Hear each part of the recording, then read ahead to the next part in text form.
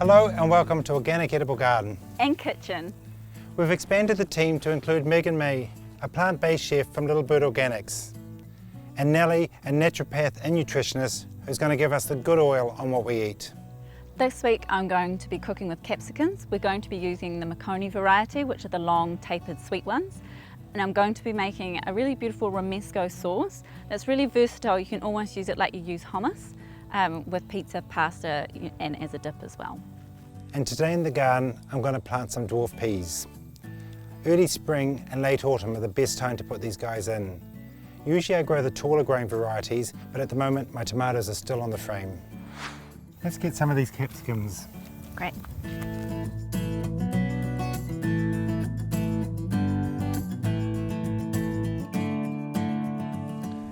Unlike our leeks, which we had to dig a trench, we're going to do the opposite with this bed. We're actually going to make mounds to plant our peas in. This is done for a few reasons, but mainly because drainage is so important with these guys. Apart from tall and climbing varieties, peas come in three basic types. These are going to be shell-out peas, which are the ones you just pick the peas out and eat. There's things like sugar snaps, which you eat the pod and the peas, and finally snow peas, which you only eat the pods.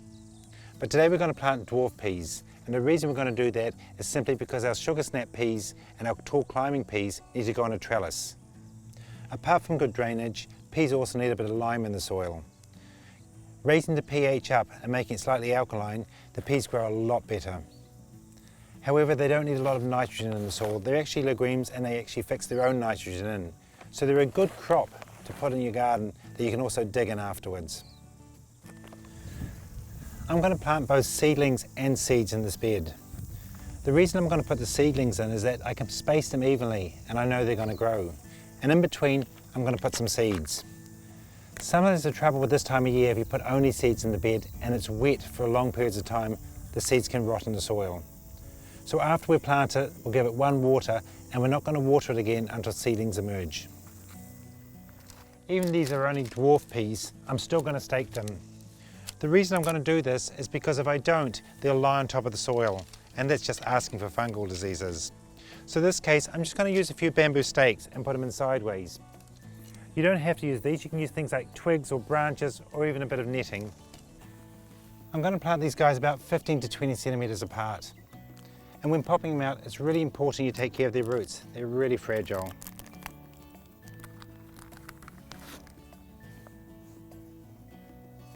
Then in between each of these, I'm just going to stick a pea or two between them and they'll grow up once these guys are established.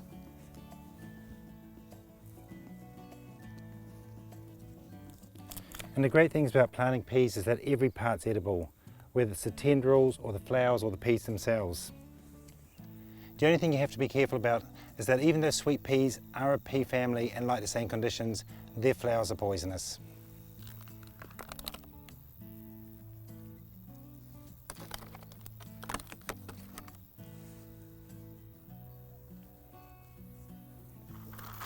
The next thing we're going to do is put a few pea seeds in, and you just want to push these into the soil. I'm going to push these guys in, probably about twice the depth of the seed.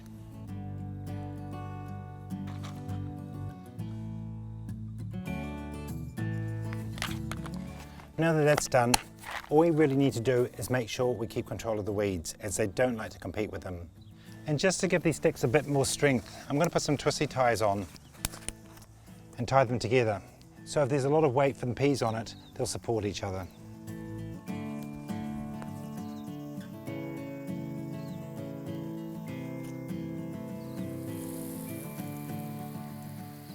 The other thing about peas is that both slugs and birds love them more than any other vegetable.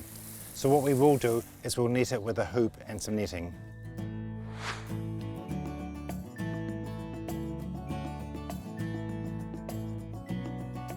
I'm making a romesco sauce today with these beautiful long Makoni red peppers.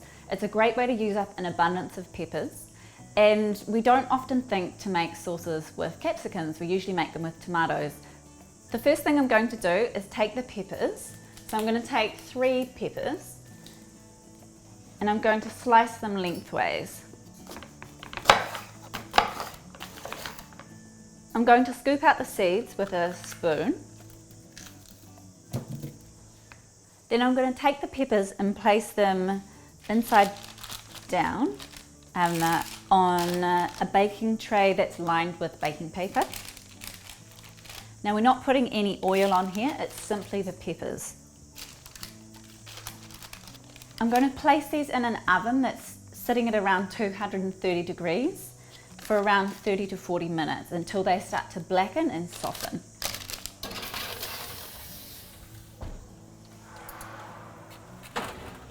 So the peppers are ready.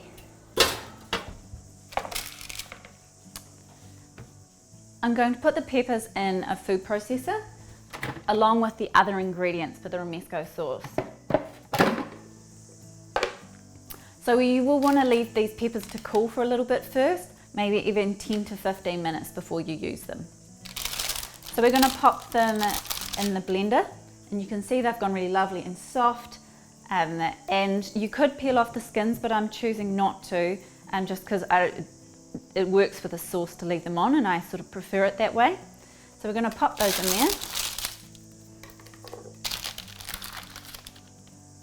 So I've got a couple of cloves of garlic here. I'm just going to crush them first. So I've got some cloves of garlic. I've also got some almonds here, and that's going to be the texture of the sauce. These are activated and dried almonds. You could lightly roast them, but for me, I prefer to have them this way.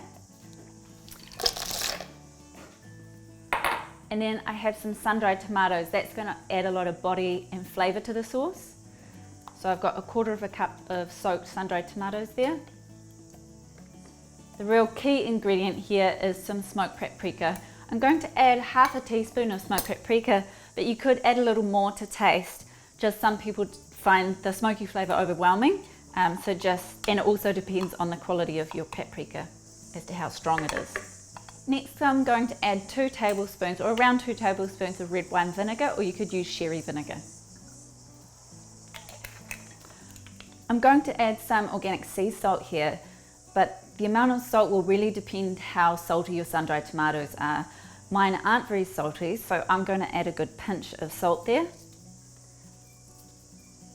And then it's time to blend the sauce, and while it's blending, I'm going to add around 1/2 cup of olive oil as it's blending.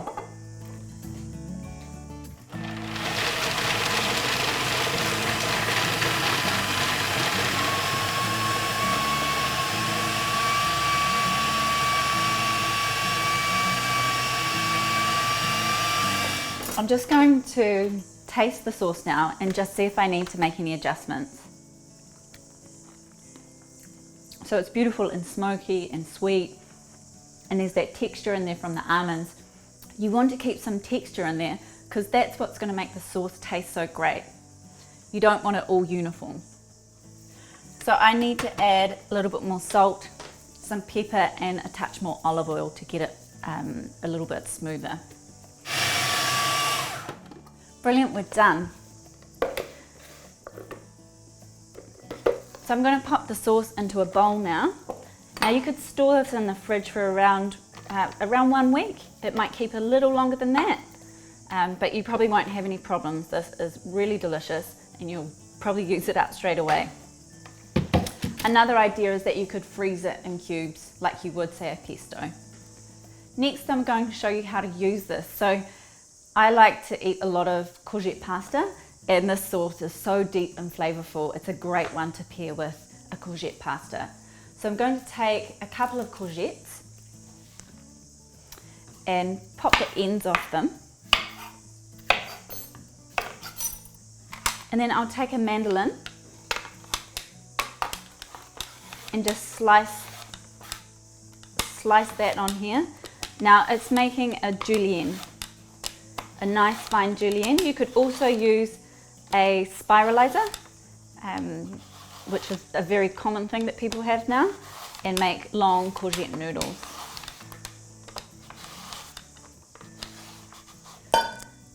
So I'm going to put the courgette pasta into a bowl. Now you don't need to use courgettes for pasta, but they are a great way of using up an abundance of courgettes, and obviously a healthy pasta option.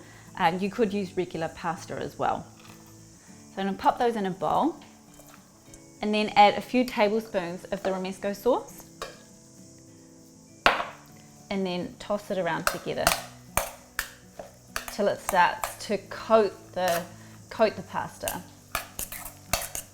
So it's a little easier to do with your hands, but this, with the beautiful rich pigments and the capsicums and the paprika, it might leave them looking a little red.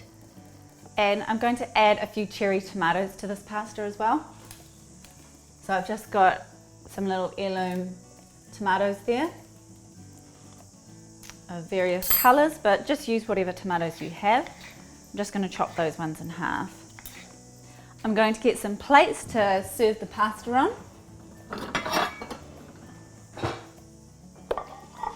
And I love my greens, so I'm going to add a little bit of a green bed to serve this on top of, as well as some beautiful cashew camembert cheese that I picked up at the store today.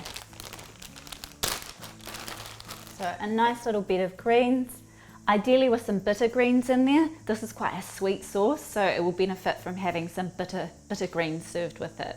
You could also add some extra herbs in there as well.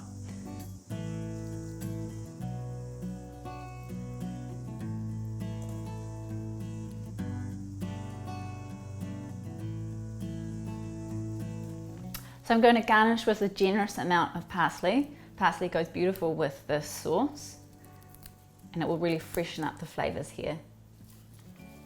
Now, if I was using parsley in a sauce or blending it, I would leave the stalks on. There's a whole lot of beautiful flavour in there. We'll top that with a little bit of pepper and a tiny little drizzle of olive oil. And then I'm going to serve this with a side of this beautiful cashew cheese. Now you can pop it on top, but I like to serve it on the side on a plate and people can help themselves. You can see how beautiful that is in there.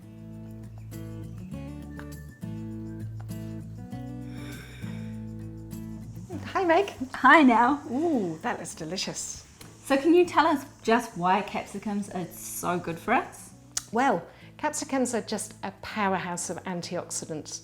Antioxidants are what really protects our cells, and particularly high in vitamin C, vitamin A and vitamin E. And in vitamin A it's the carotenoids, which is the compound that makes those vegetables that orange colour. Some of those same carotenoids are very protective to the macula of the eye. So that is the right in the middle of the retina of the eye. So here in New Zealand, we have to be very cautious of the sun because that can damage our eyesight and can cause things like macular degeneration, which can lead to blindness and loss of vision. Interestingly, the red capsicum is the highest in the vitamin C, especially when it's really ripe. And heavy, but doesn't mean to say that you're not getting lots of vitamin C in all the other different coloured capsicums as well. Also with the capsicum, which is what gives chilies their heat, all the same family, they've been shown to be really good for helping balance blood sugar in diabetes and also showing that they actually burn body fat. Around storing them for best nutrition, if you buy them when they're really ripe, they feel heavy and they're a lovely deep colour, then eat them pretty quickly because they start to lose their nutrient value very quickly in the refrigerator. But conversely, if you buy them when they're underripe, they will actually start to gain more nutrient value if you keep them in the refrigerator over time.